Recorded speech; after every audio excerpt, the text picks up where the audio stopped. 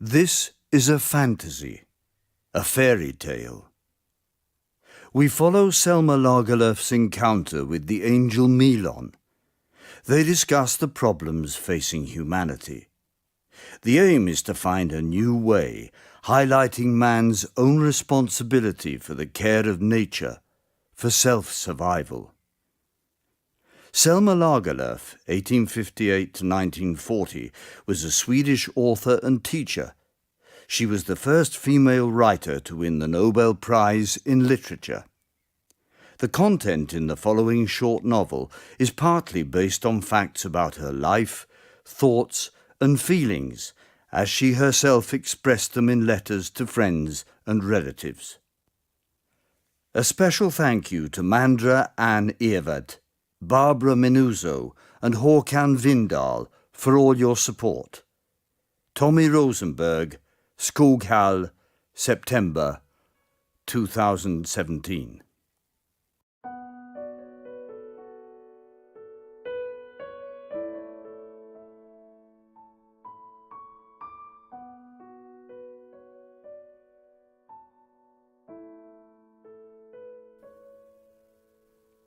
Here, at her statue by the river's clear blue waters, Selma draws her soul's scattered threads to be whole once again.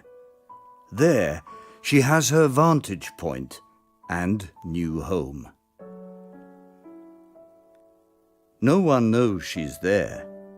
She makes small trips from time to follow how the city is growing faster and faster. Around her are trees, a beautiful music theatre, and all the new and tall buildings where people nowadays live a good life. Selma is still alone, and also lonely, but feels the serenity around her. She looks towards the theatre, as on so many previous days and evenings, praying that the mighty would come, so she can tell him about her childhood grief and vulnerability. Yes, so that her mind can rejoice once again and childhood traumas are pushed aside.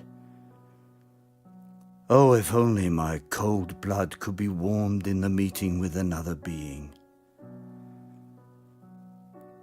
She remembers what she wrote in a letter to her friend, Sophie Elkan.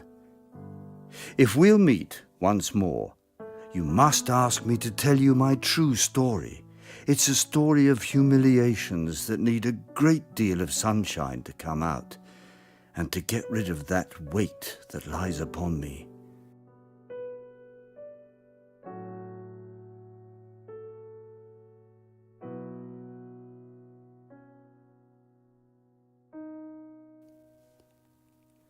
Although I'd had a foster son, Nils, since he was 6 years old, my mind told me to read and write, not to do womanly domestic chores like sewing and child care.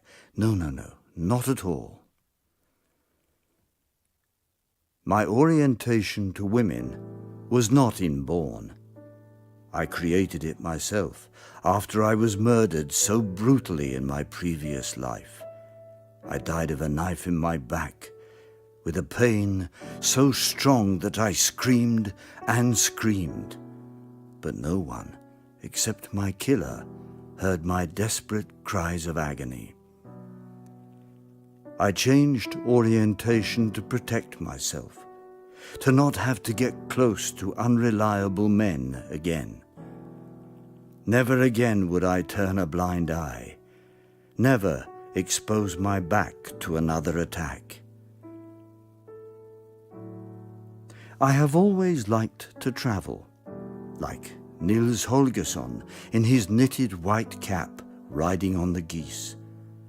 I have travelled over land and water.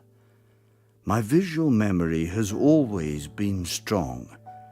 Viewed pictures are stored in my consciousness. I have an ability to see good and evil in people, and I used it for my work. But an inability to turn the pictures off led to fatigue and to my mind floating away in dreams sometimes. It was probably what made people think I looked bleak.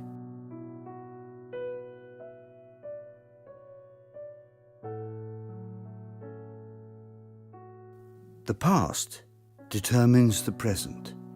Everything depends on everything.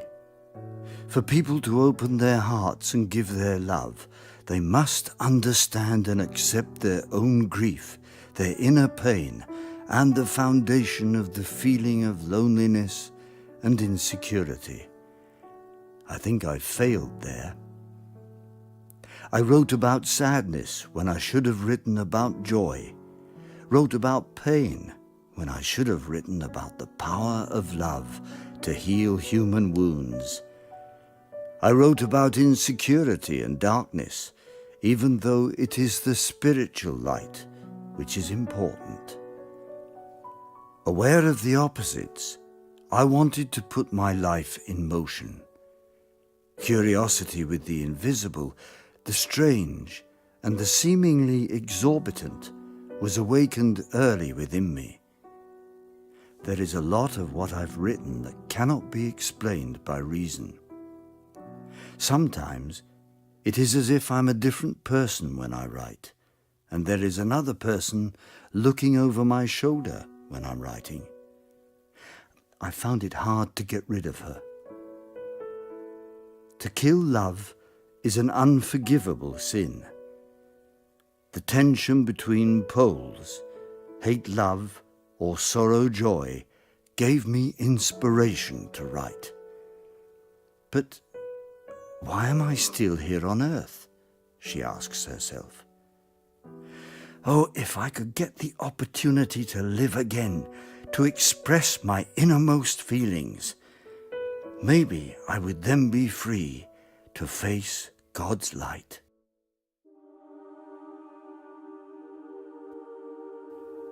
Selma is lost in her thoughts. Extremely slowly, a light green-grey shade rises out of the water. A shadow with a contour grows and grows to an increasingly larger figure. A butterfly? Selma twitches.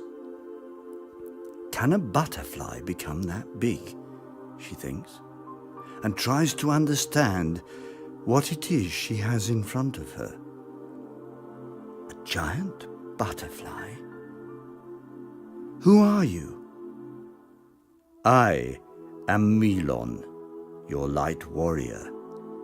It is time that you let the whirlwind carry you, to let your shadow be dispelled by the whirlwind's power and magic. Are you ready for that now? Yes, Selma says, without reflection. A whirlwind is now quickly approaching over the river, hurling Selma upward, higher and higher. Now she's in space, watching the Earth's beautiful blue outline. I have been here before, Selma thinks, but I've not seen the Earth as beautiful as it is now. She glimpses a fire in the far distance. The fire grows larger and moves rapidly closer to her. Now, she is really frightened. She can't defend herself, so exposed as she is.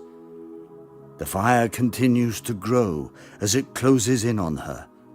Now she is so frightened that she cries. Her tears turn to ice. Can a soul cry? Can a soul be afraid? She asks herself. Now she can see that it is not a fire that will eat her up, but an enormous bright light.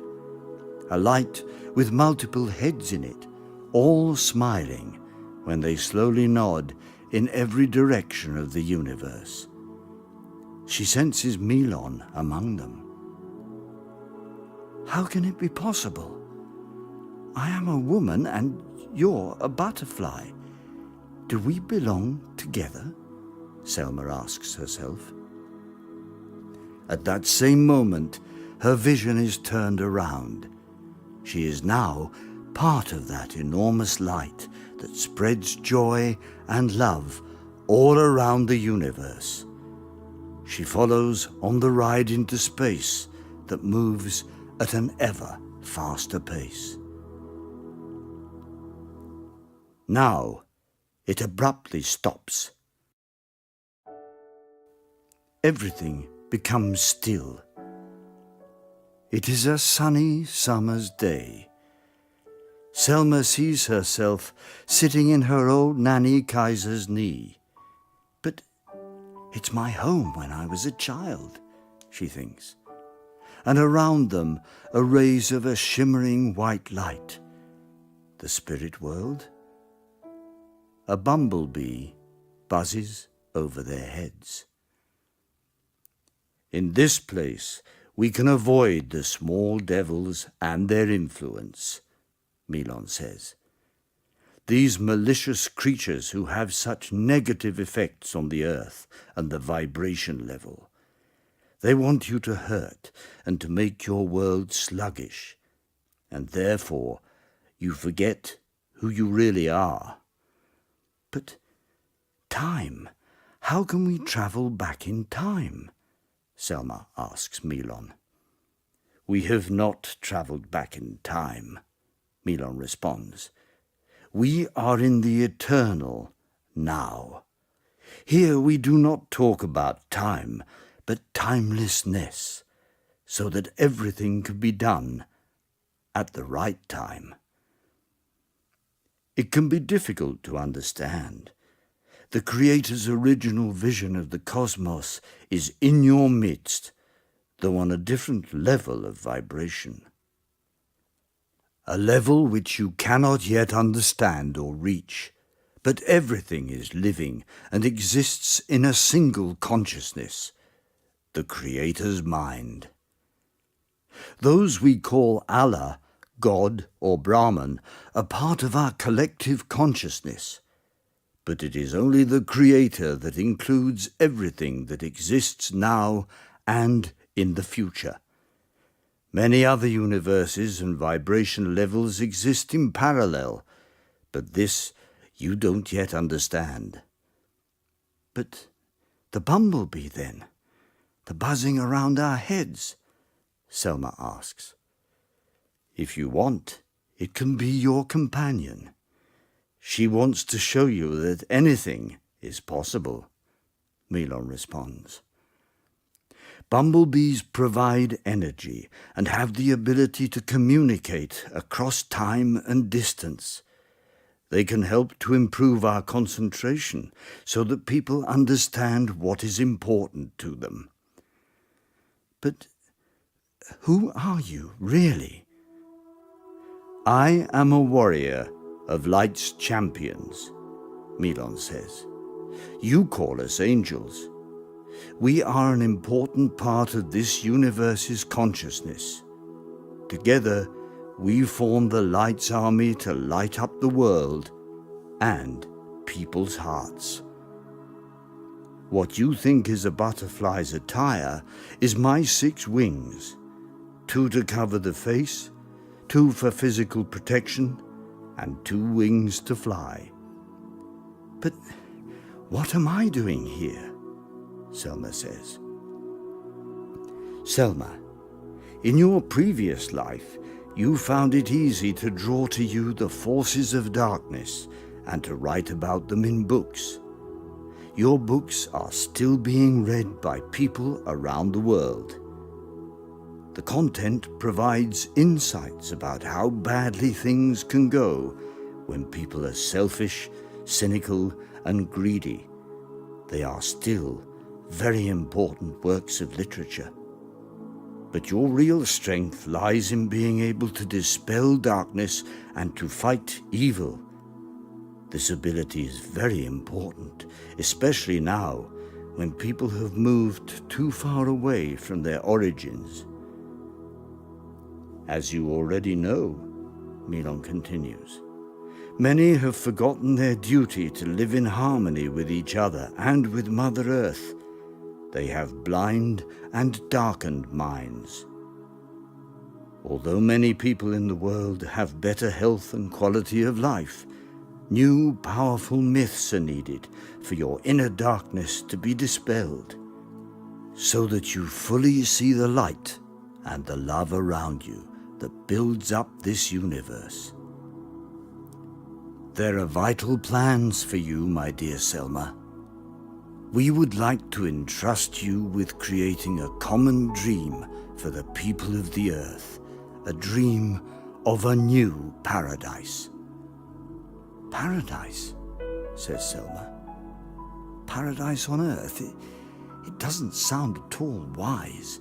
A utopia, that's what it is. It is not utopia.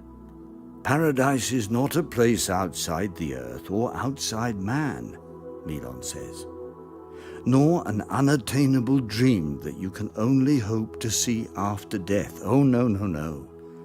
A paradise is something real, which has already been established on earth. It is a condition in which everything is in balance, everything living in harmony.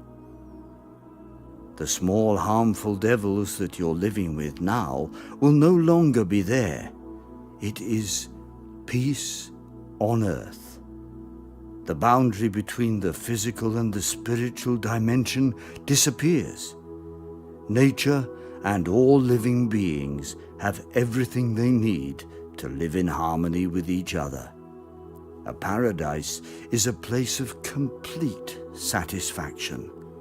There is timelessness, peace, joy, prosperity, and happiness. But you're right, Selma, Milon continues. The transition from today's world to a paradise seems insurmountable. It is also very demanding and delicate, and it requires cunning, patience, and spiritual power. Humans have free will, so for the renewal, each person must decide for himself. We, the Light Warriors, want to support you. Ask yourself now, Selma, if the time is right for your correct personality to appear, the one who will give people new hope and lead them back to paradise. What happens if I don't do what you request? Selma asks. Milon tells Selma what's happening on Earth because of human selfishness and greed. Mother Earth cleanses and repairs herself continuously. It is people's foolish way of thinking and living that creates storms, tsunamis, and fire, Milon says. Plants and animal species will, despite the efforts of the Earth, die out when the global temperature continues to rise. Glaciers and coral reefs will disappear. Acidified lakes, thousands of millions of tons of plastic already exist in the oceans that kill fish and other wildlife. Human beings are bound by language, both spoken language and body language. This limits your ability to understand and communicate your feelings and emotional impression. All this leads to revolt between people, and hatred is quickly spread by invisible, evil, small devils. They can take themselves into your bodies and make you give hateful speeches, make scary noises, share terrible pictures between people on what you call the internet. The effects of war between different groups, even those with the same religion, kills and traumatizes people and animals. You people have forgotten your old myths that helped you to endure the difficulties and gave you hope for the future. You believe that fairy tales and their essence are just fantasies. Well, you're wrong. All major changes come from within yourself. Your sagas describe, even in disguised terms, what actually happened on Earth. Also, events that are too difficult and scary to remember. Many native people who still walk the earth remember the mission to co-create a better world. The Aborigines in Australia talk about Earth's beginning as a dream time. During the dream time, people sang plants, animals, and landscapes into life. Has humanity a future on Earth? Or does it, as some of our scientists now describe, head out into space to find new nesting sites? Selma asks. Several of your researchers today believe that the Earth will become uninhabitable for humans. Your presence on other planets is not yet permitted, Milon says. You will not cope when in contact with other beings, ones that have much higher vibrations than you have. They have much greater skills in various areas, and they could therefore enslave you. You could also infect them with your hatred and your negative thoughts. Milon's frightening pictures have already etched themselves in Selma's consciousness. Today, children do not dare go into the woods, Selma says. They seem to live in small things they look at all the time, and they often talk to themselves. They do not see or hear what's going on around them. Yesterday, I saw a woman waving her arms and shouting, "What's that damned animal?" "Calm yourself," her husband said. "It's just a bumblebee." "But Milon, as you present it, I have no choice," Selma says. "Everything is predetermined." "No, as I have already said, you decide what you want to do, Selma. There is always a third way, if you're able to find it." What would be the third way then? Selma thinks. Ask yourself, Selma. In this place you can get the answers to all your questions. I understand more and more about how necessary the change of our consciousness is. It makes me so afraid, Milon. You say a new paradise can be created, that everything we need to succeed with our change is inside ourselves, and that the light always assists those who honestly want to open their hearts. Then we have to get everyone to understand how important and urgent it actually is. We must, all of us, be given the opportunity to understand the problems we're creating today and for future generations. The rich and powerful should not control us and decide over our heads about the Earth's future. But our ideas of a new paradise, Milon, are surely just dreams, Selma says. They're not dreams, Selma. What we're talking about now is the actual reality you live in. Change of Earth's condition is accelerating. The combined use of Earth's resources has already been exceeded. You are intelligent, courageous, and purposeful. What do you think now regarding my question about helping to create a better world? I do not believe in the possibility of changing people's minds, Selma says.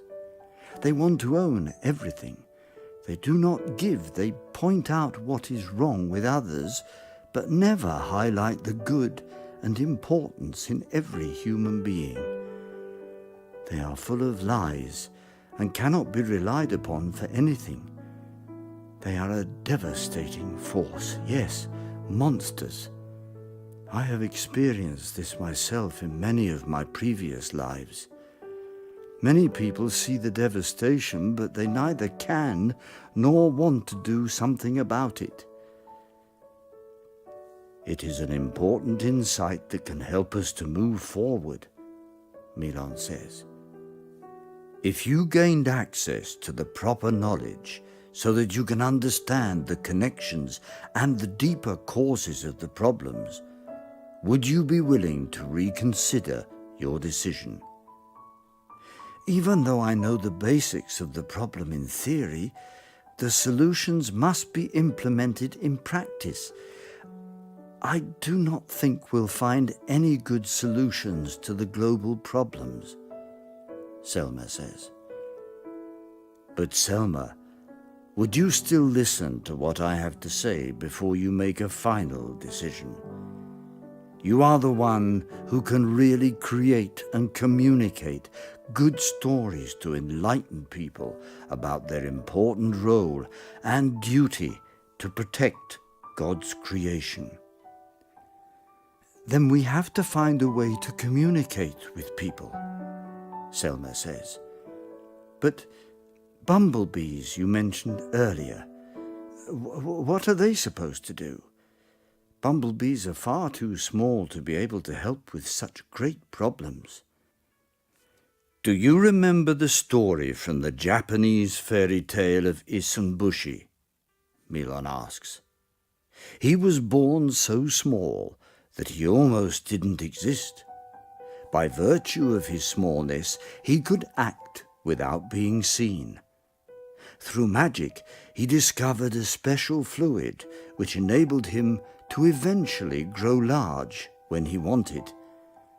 The story from Japan is over 400 years old and is an important moral story for the Japanese. But let me now tell you and explain a bit more about bumblebee properties, Milon continues.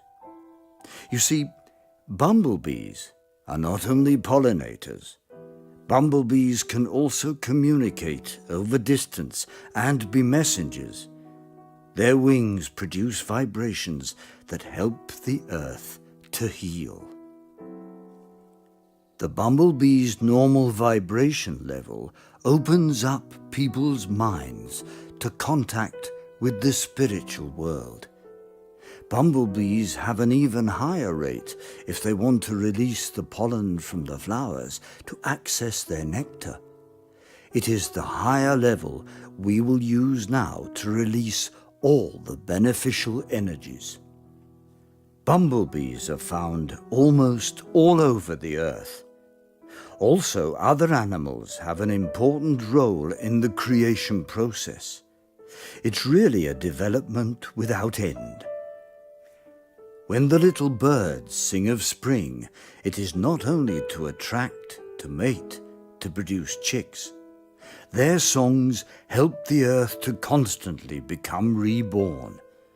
But Earth's own efforts might not last much longer.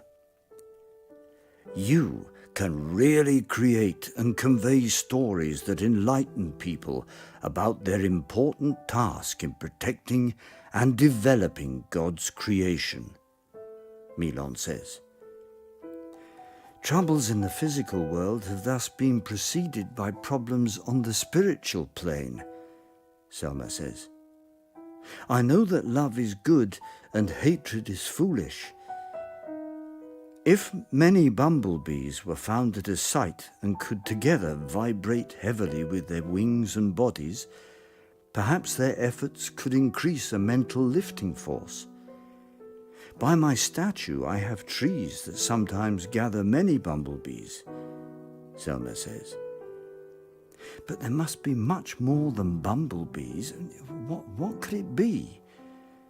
Our intention must be steadfast, and we must get many people involved.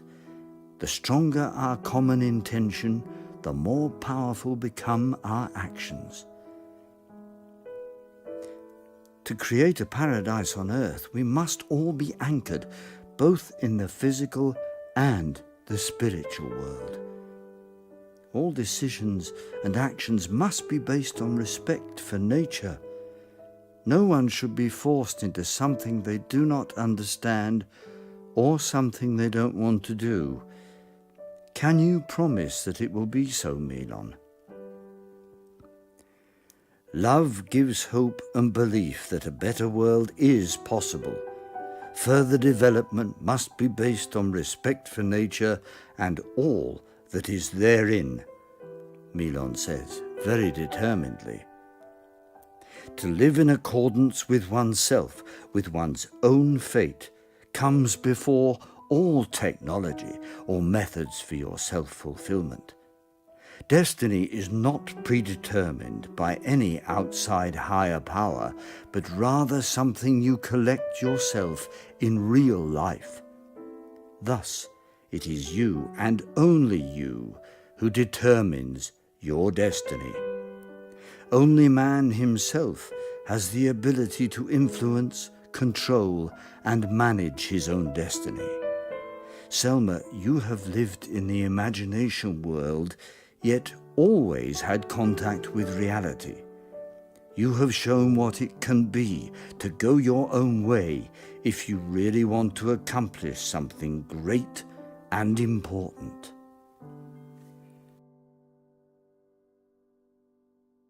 Then we have to find a way to reach people with our message, Selma says. Yes, Milon says, and it is possible if we use memes. Memes? Selma asks. What is that? Meme is a concept for your behavior to copy things. Take, for example, the language you use for communication. Every living human being learns how to gradually use words to convey themselves to their surroundings. You and I do not really need it now because we communicate without words.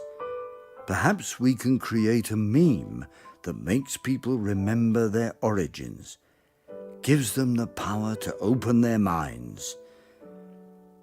How do we avoid memes becoming brainwashing instead of choice? Selma asks. Here, bumblebees have an important role, Selma. We will create the message and the bumblebees will communicate it to people. The bees will be the messengers and create vibrations that lift people to love, hope, and belief in themselves. Do you really mean the bumblebee buzz can be perceived by man so that we can raise their vibrations? Yes, it is possible. Your shamans do it already. Although your body dies, your consciousness lives forever as a part of the Creator's consciousness.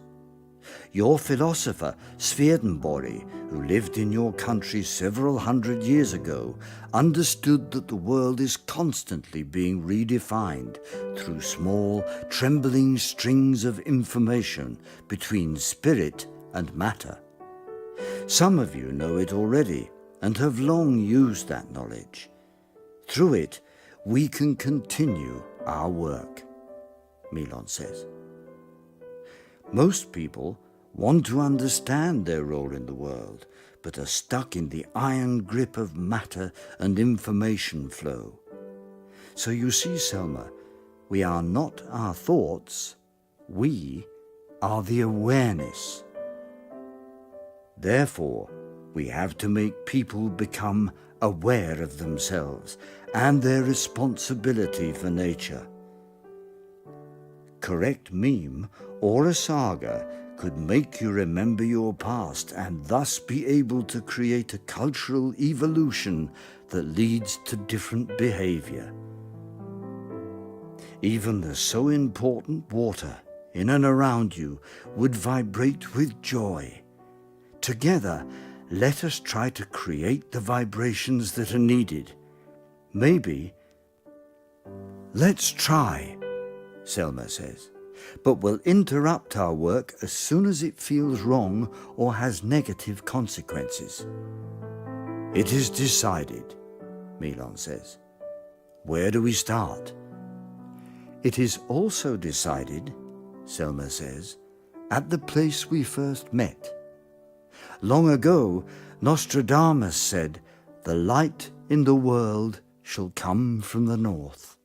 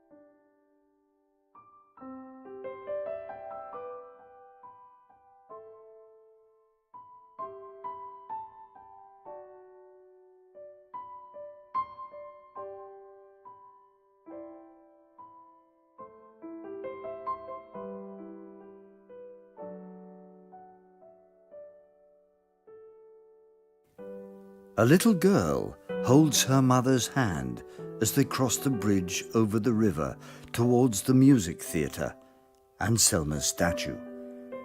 On both sides of the bridge there are boxes filled with beautiful flowers. The girl is particularly interested in the purple flowers. She takes one of them and holds it gently in her hand. "You can't take flowers out of the boxes," her mother says. "They're everyone's flowers." "This one I shall give to the lady." "The lady? Yes, she's sitting by the river," the girl replies. "Come and see." "All right," her mother says, "but don't run that fast." At the statue, the girl puts a purple flower on the plinth at Selma's feet. Then the girl sees a swarm of bumblebees. Audiences are coming out of the theatre in the pleasant summer evening. They're so happy, having seen and heard the opera The Magic Flute by Mozart. Bees are flying from the trees and over the audience. The buzz intensity creates high vibrations and sound. Where have all the bees come from? People wonder. Do they come from the trees by the statue down there on the river? The little girl hears the audiences mumbling when they see all the bumblebees flying around. The murmuring increases to humming and singing. "We all belong together. We are all one. The earth is our mother. The earth is our home. Everything in the universe moves. Everything vibrates. The earth opening up to spirit song. Everything in the universe moves. Everything vibrates. Silver wings protect man's leap. Everything in the universe moves. Everything vibrates. Earth and man are healed yet again." Suddenly, the little girl shouts, "Mummy, Mummy, look! All the people are glowing in different colours." "I don't see it," Mother says. "But they're all glowing. More and more lights in different colours," the girl says. "Now you're imagining things again. Come now, little Selma, let's go home." Little Selma looks up at the statue of the lady and thinks she sees a smile. "Is it just me who sees people light up?" she asks. No. The little girl hears a voice from inside the statue. "I see it too. And when you added the purple flower, I realize that all our suffering will soon be over. I also understand that Milon is the mighty I have been waiting to see for so long." "So come then, Selma," Milon says. Disperse now your threads. Come and follow me out into the cosmos with our message in a whirling dance of love. The light returns and a new era begins.